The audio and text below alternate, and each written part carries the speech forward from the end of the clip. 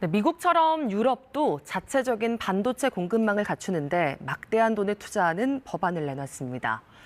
이렇게 각 나라들이 반도체 자국주의를 굳혀가는 분위기에 우리 정부와 기업들도 대응 전략 마련에 서두르고 있는데요.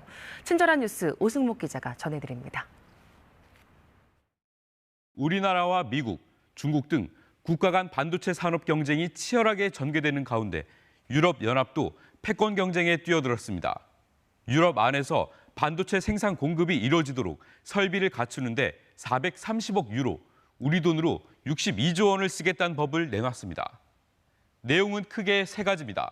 먼저 전문 인력을 키우고 차세대 기술을 연구해 반도체 설계 역량을 강화합니다. 그리고 유럽 지역 안에 반도체 공급망을 안정시킬 시설에 대한 보조금 지급 근거를 마련했는데요. 단 유럽에 처음 들어오는 설비여야 하고 차세대 반도체에 대한 투자도 조건으로 붙습니다.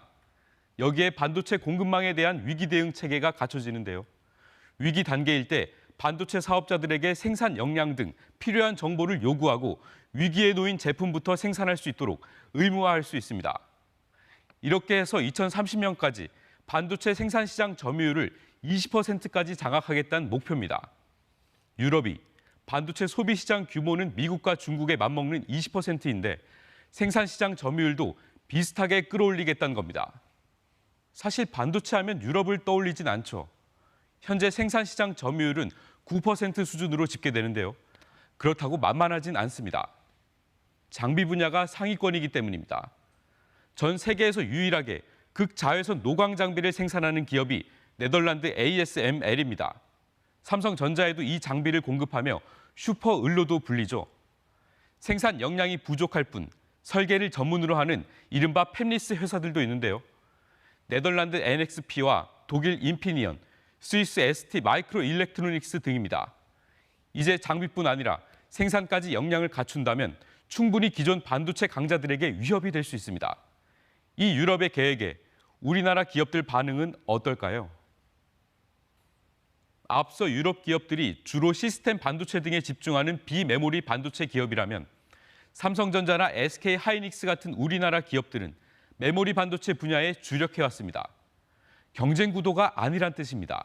따라서 유럽의 반도체법이 당장의 영향은 적을 거란 말이 나오지만 세계 반도체 시장의 80%를 시스템 반도체가 차지하는 만큼 우리나라 기업들도 손을 놓고 지켜볼 수는 없는 상황입니다. 인텔과 TSMC는 이미 독일 등 유럽 주요 거점에 생산 시설을 건설하려고 합니다. 삼성전자나 SK하이닉스 등 우리나라 기업은 지금 미국에 반도체 공장을 짓기로 한 상황에서 유럽에 시설 투자를 할 계획은 없습니다. 반도체법, 유럽에 앞서 미국이었죠. 반도체 기업들이 미국 안에 투자하도록 만들었는데 미 정부의 보조금을 받기 위해선 기밀 정보 제출이나 초과 유익 환수 등 기업에게 무리한 조항을 내걸었지만 현재 알려진 보조금 신청 기업만 200곳이 넘습니다. 미국 말고도 보시는 것처럼 중국과 일본도 나섰습니다. 전 세계적으로 반도체를 생산하고 판매하는 기업 입장에선 셈법이 복잡해질 수밖에 없는데요. 최근 우리나라 반도체 기업들이 영업 실적까지 반토막 나고 생산까지 줄이겠다 밝혔죠. 국회에서 급히 이른바 K칩스법을 통과해 반도체 등에 설비 투자할 경우 세액 공제율을 확대하기로 했습니다. 법은 지난 11일 공표됐고요. 정부는 지난달 2042년까지 300조 원을 들여 경기 용인에 세계 최대 규모의 시스템 반도체 클러스터를 구축하겠다는 계획을 발표했습니다. 삼성전자와 SK하이닉스의 기존 생산 지역과 연계하고 국내의 관련 업체를 최대 150개 더 유치해 우리나라 경쟁력을 강화하겠다는 겁니다.